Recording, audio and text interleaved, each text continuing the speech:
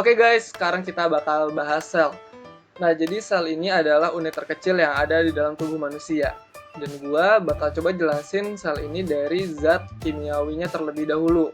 Ada 3 jenis zat yang bakal gue jelasin. Pertama itu karbohidrat, kedua lemak, dan yang ketiga adalah protein.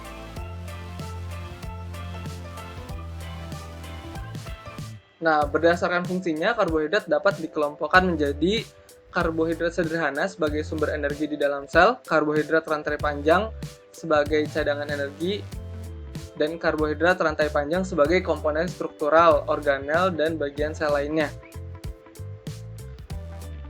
Oke. Nah, jadi karbohidrat ini terbagi menjadi 3, monosakarida, disakarida, dan juga polisakarida.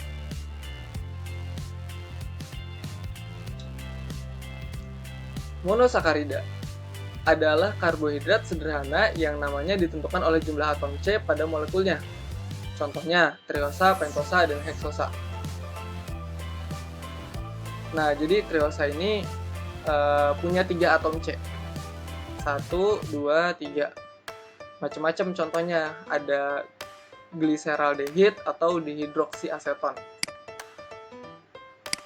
Nah, kalau pentosa ini contohnya adalah DNA atau RNA, di mana si C-nya ini ada 5 kayak gitu. Kalau teman-teman lihat di sini ada yang bentuknya segi 5 warna biru. Nah, ini adalah salah satu contoh dari pentosa. Dan ini letaknya ada di DNA. Oke, nah ini ada heksosa, jadi C-nya ada 6, ada glukosa, ada galaktosa atau fruktosa. Nah, terus di sini ada disakarida. Jadi adalah karbohidrat yang jika dihidrolisis akan menghasilkan 2 molekul monosakarida yang sama atau berbeda. Nah, di sini ada contohnya kayak sukrosa atau laktosa. Selanjutnya polisakarida. Jadi polisakarida itu berarti gulanya banyak gitu. Bisa homopolisakarida yang satu jenis gitu ya, atau heteropolisakarida. Bisa amilum, glikogen, inulin, lignin, atau selulosa. Nah, kalau heteropolisakarida itu ada kin, itu yang biasanya jadi kulit antropoda yang ada di lapisan kulitnya jangkrik, kumbang atau belalang, atau heparin yang ada di sel hati, paru-paru, atau dinding arteri sebagai zat antikoagulasi. Nah, untuk lemak itu kebagi jadi 3, lemak sederhana, lemak gabungan, dan lemak turunan. Jadi untuk lemak sederhana itu ada lemak jenuh dan tak jenuh. Terus kalau lemak gabungan ada fosfolipid, glikolipid, lipoprotein, dan karotenoid. Terus juga ada turunan lemak. Nah, untuk lemak sederhana di sini intinya ada lemak jenuh dan tak jenuh. Jadi kalau lemak jenuh itu atom H-nya tuh udah maksimal. Contohnya stearat dan palmitat. Terus kalau lemak tak jenuh, H-nya belum maksimal, sehingga menghasilkan ada rantai ganda di zat tersebut kayak gitu. Nah, contohnya asam oleat dan asam linoleat.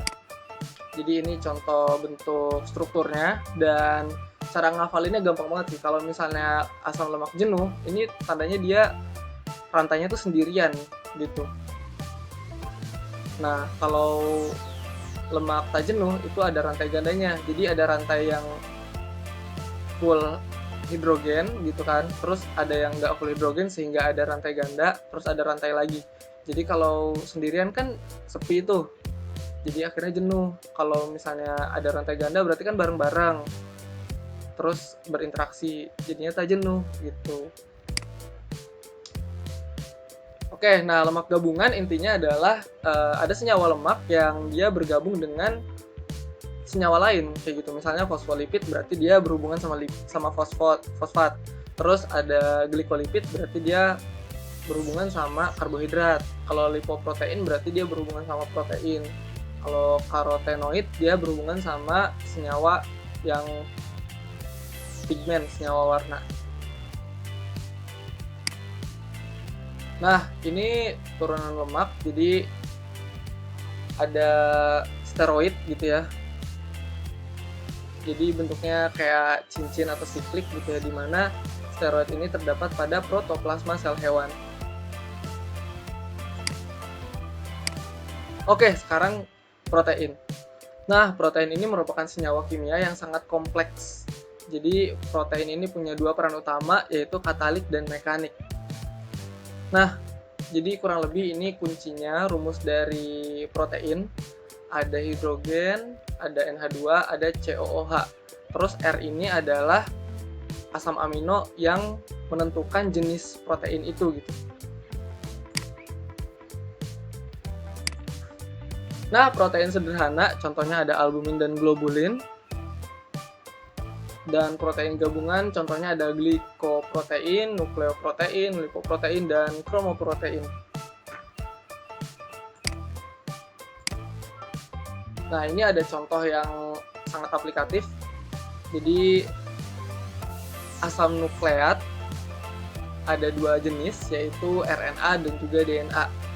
Nah, jadi kalau DNA itu biasanya kayak ada 4 jenis asam amino ya. Jadi ada adenin, guanin, sitosin, dan timin. Nah, sedangkan kalau di RNA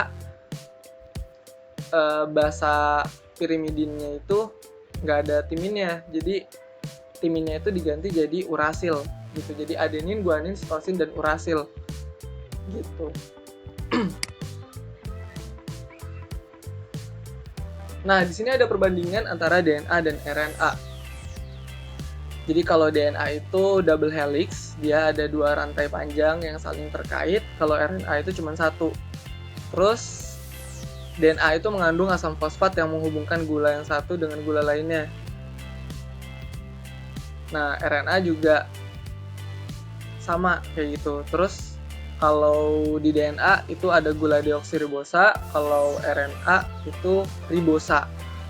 Nah, terus tadi yang dijelasin kalau di DNA itu ATGC, kalau di RNA itu AUGC. Jadi timinnya diganti jadi urasil. Terus kalau di DNA itu merupakan materi genetik membawa informasi genetik. Nah, kalau RNA itu untuk sintesis protein.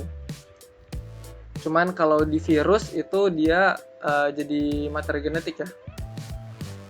Nah, terus kalau DNA terdapat pada kromosom, nukleoplasma, mitokondria, dan juga kloroplas. Tapi kalau RNA itu adanya di nukleolus, nukleoplasma, dan sitoplasma. Oke, thanks for watching. Bisa di like dan subscribe buat ngedukung channel ini. Bye.